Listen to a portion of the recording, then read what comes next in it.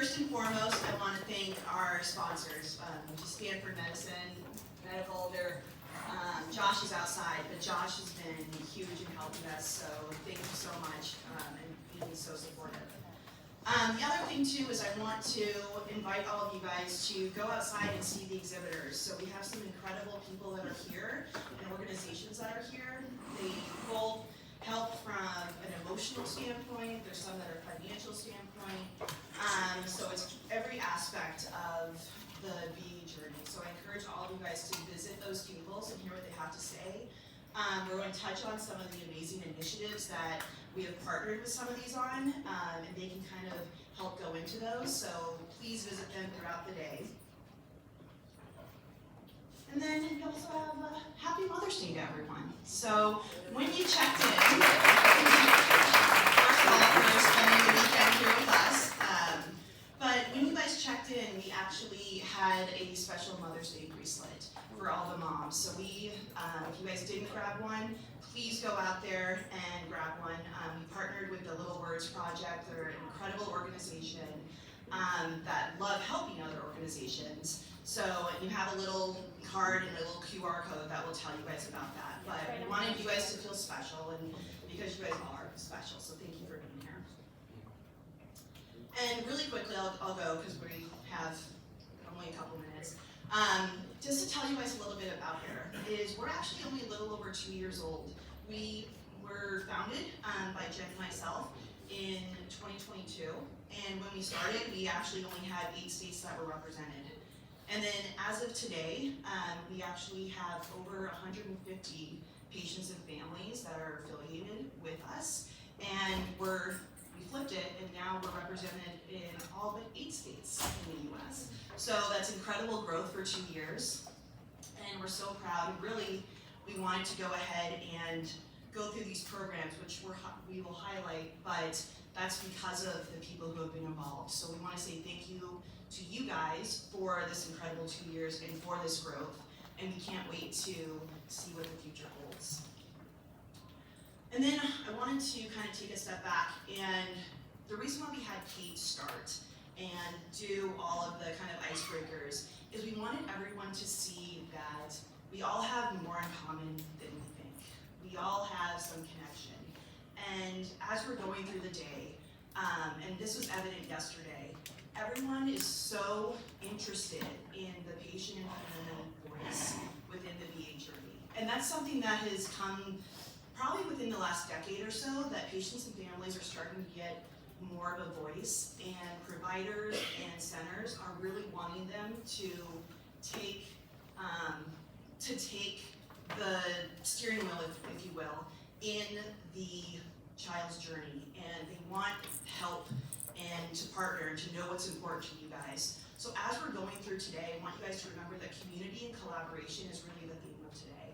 So as we go through these, just know as a community and as a patient and voice, your voice matters. What's valuable to you is valuable to the centers and these providers, and we all want to work together to go ahead and push the needle to move forward for VA.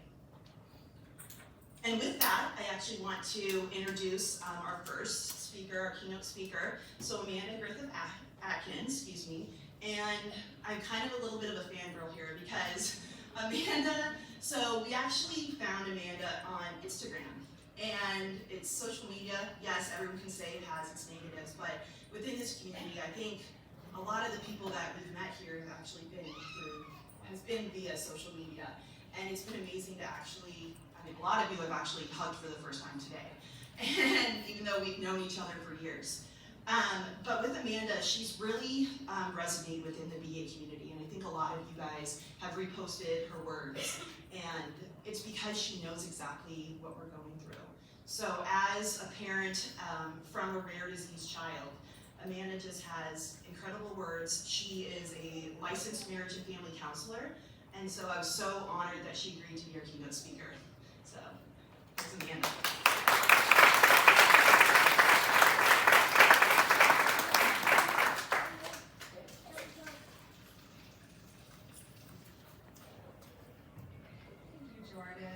I just want to start actually by thanking Jen and Jordan. I'm kind of new to the bear community and I'm just learning about everyone, but I cannot believe that it's only been 2 years since this has been around. And like Jordan said, I come from, my oldest son has a rare syndrome, Prader-Willi syndrome, that I'll get into in a minute. But I'm blown away by how organized this is, and it's really cool to see all of these faces coming together and supporting and building community. So we're gonna take a deep breath. How's everyone doing?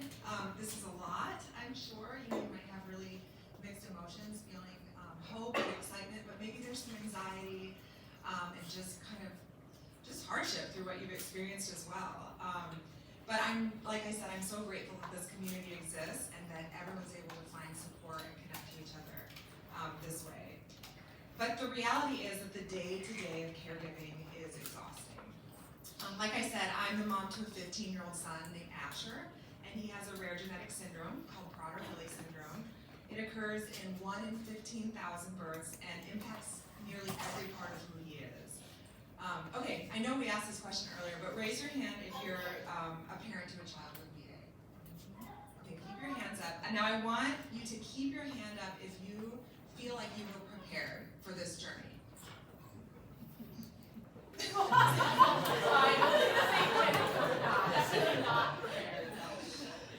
Well, I'm in good company because I really had no idea what I was signing up for when I entered into parenthood. And as Jordan said, I have a master's degree in couple and family therapy, and I literally took classes in college called parenting. They didn't mention any of this in my classes at all. I thought I knew about parenting, but then I became the parent to a child with a disability.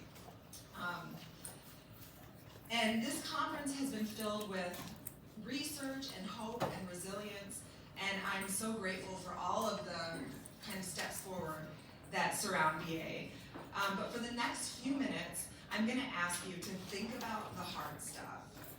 I'm going to invite you to open a door on the less happy parts of parenting a child with a medical condition. Do you remember the first time that you heard the words biliary atresia? I bet you do. I know I remember the first time that I heard my son's diagnosis. It was on his 3rd day of life, and a doctor walked in and said that they suspected that he had PWS. And my husband and I were just kind of like, how can you be talking about my precious 3-day-old baby? Like, this is just not what I was expecting at all. And in an instant, my world totally changed. We then proceeded to ride the NICU roller coaster for a month, ups and downs, and good news and bad news, and then finally we got to bring our baby home. And that might have been the most terrifying day of my life. Like, you're letting me take this baby home. How am I going to survive without the monitors and the beeps and the nurses and the alerts? I felt totally unprepared for this. My husband and I had Asher when we were 26 years old. I just finished graduate school. I had $70,000 in student loans, and we had just bought our first condo. Having a child with this level of need was not in the plan. And when Asher came home from the NICU, he had 3 therapies a week and usually at least 1 doctor's appointment a week. He came home with an NG feeding tube, and for 5 months, and when he was 5 months old, he had his first surgery, which was inserting a G tube. And my husband and I ultimately made the hard decision for me to stay home and be a full-time caretaker. And I know for many of you, your story looks different. You probably had a very serious surgery early on, and maybe even eventually an organ transplant. None of us entered parenthood expecting this level of crisis. When Asher was a baby, I would log on to social media, and I would see other babies holding their heads up and giggling and crawling and babbling, and I suddenly started to feel myself slip away. I had so much anxiety about my son's well-being, and I felt that my life was so different from everybody else's. I would see my friends post pictures of their kids taking their first steps or toddling across the soccer field, and I was only focused on his survival. I felt isolated and alone. And even though I knew in my heart that Asher's health issues were not a reflection of my bad parenting, I often caught myself thinking that if I just did more blank, then maybe he would reach his milestones quicker. And I started to feel like I was never doing enough. I had hopes of nursing my baby and taking him to baby classes at the library. There were so many special moments that we missed out on. And I don't know what your story is, but I didn't even get to hold my baby, right away in the hospital. Maybe some of you can relate to that. What caused me even more pain, honestly, was seeing him suffer. I hated having to insert the NG tube when he pulled it out, or watching multiple nurses hold him down to draw blood out of his tiny veins. It feels like he has experienced so much trauma in his short life already. And these losses and traumas add up, for him and for me. And the feeling that we experience as a result of this is grief. As disability parents and as parents to medically fragile children, grief is intertwined in everything. When Asher was a baby, I needed support, and while I didn't realize it at the time, I know it now looking back, I needed somebody to tell me that I wasn't a bad parent for having these feelings. So I looked for reading material on the topic of parenting a medically fragile or disabled child, and I know that we're not supposed to judge books by the cover, but these books just didn't look appealing to me. Some of them were called Special Needs Parenting, From Coping to Thriving, or Better Than Okay, Finding Joy as a Special Needs Parent, or Embracing this Special Life, Learning to Flourish as a Mother of a Child with Special Needs. And I'm sure that these books are wonderful. I have not read them. But honestly, I was looking for a book that was called Please Save Me, I'm Drowning, or something like that. And I felt like it was wrong that I was struggling. I really, really love my son, but this isn't what I envisioned parenthood being like. And early on, I felt like I couldn't admit that without judgment, either from myself or maybe even from other people. And early on, I learned that as a medical parent, people tend to feel really uncomfortable when we talk about the hard stuff. I've heard a lot of cliche comments, such as kids are resilient, or he doesn't look disabled, or my personal favorite, God gives special kids to special parents. And while I am a firm believer in the power of hope, I wanted someone to sit with me and just acknowledge how hard this really was. I felt like it was wrong that I was sad and angry. I felt like good parents embraced this journey head on with a smile on their face and became warriors wearing the ribbon for their cause. You've probably seen t-shirts or memes that say good vibes only. That has kind of become a motto for our generation, hasn't it? The truth is that a lot of people aren't comfortable talking about the hard stuff, the messy stuff that cannot be tied with a bow. But in order to process all of the trauma and the hardship, we have to face our real feelings. The more we try to stuff them down, the bigger they become. It's safe to say that your bad vibes are welcome here. It wasn't until I started connecting with other disability parents that I felt like I could finally catch my breath. When Asher was 2, I was finally brave enough to attend a PWS meetup. A few PWS families, we all shared the same speech therapist, and she connected us. It felt so freeing connecting with other parents who got it. They shared the complex emotions that come from parenting a disabled child. And there was no pity and no judgment, no unwanted platitudes, just understanding and honesty. It took me a while, but over time I've allowed myself to voice my feelings about the grief that comes from this parenting journey. And I've begun to realize that so many other parents share my feelings. It's complicated though, isn't it? I know so many of you can relate to the duality of feeling both sadness and love at the same time. Most days I hate PWS, and maybe you feel the same way about BA, but also I know it's part of what makes my child who he is. And the thing with grief is that it's reoccurring. We feel it each time our child should be doing their first, and it feels a little bit different from we imagined. For you, it might feel every time you reach the anniversary of a surgery, or you have some anxiety about your child's health.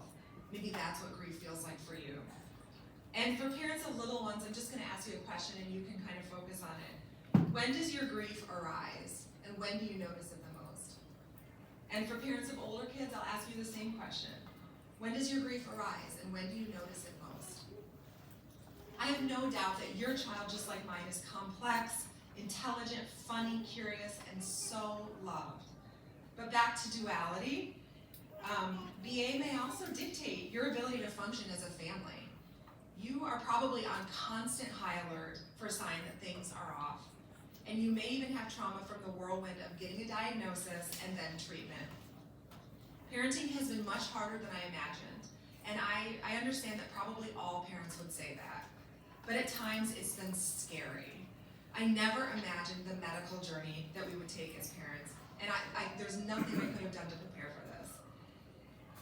You, like me, have dealt with surgeries, medications, specialist appointments, insurance issues, being misunderstood and ignored.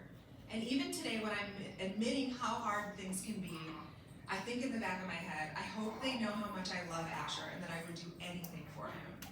Are they judging me because I'm talking about my harder feelings? Am I a good enough parent? The guilt never seems to go away.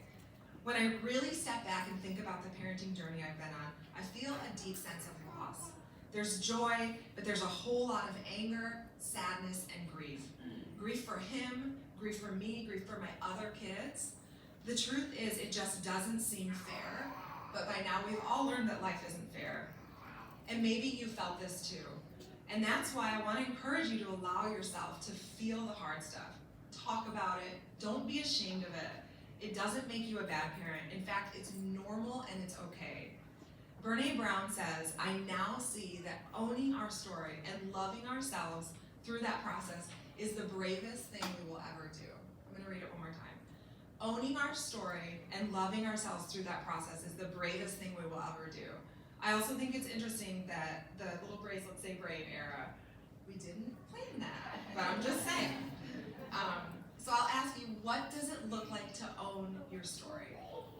For me, it looks like getting up on stage in front of quite a few people and talking about how hard it is to parent a child with a disability. And I'm also writing a book, and it's coming out next year, and that was a huge act of bravery that I still feel a lot of anxiety about.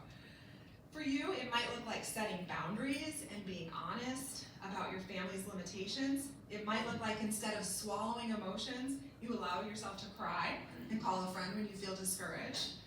If you share your struggles, maybe those around you will feel safe to do the same. If you talk about the pain of watching your child recover from surgery or the devastation of waiting for a liver transplant, maybe the person next to you will open up about their story. By sharing our struggles, we create space for healing and connection. And aren't those the very things that we need as parents? Parenting a child with unexpected needs has changed my life in so many ways. It's impacted my marriage, my family, my community.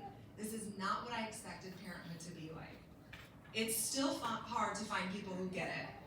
But as I continue to process the grief and the sadness and the anger, I actually allow more space for hope and acceptance. All of these things can coexist at the same time. The beauty of life is that it isn't black and white, and there are plenty of grays. I can feel love and grief at the same time. I can experience gratitude and despair simultaneously.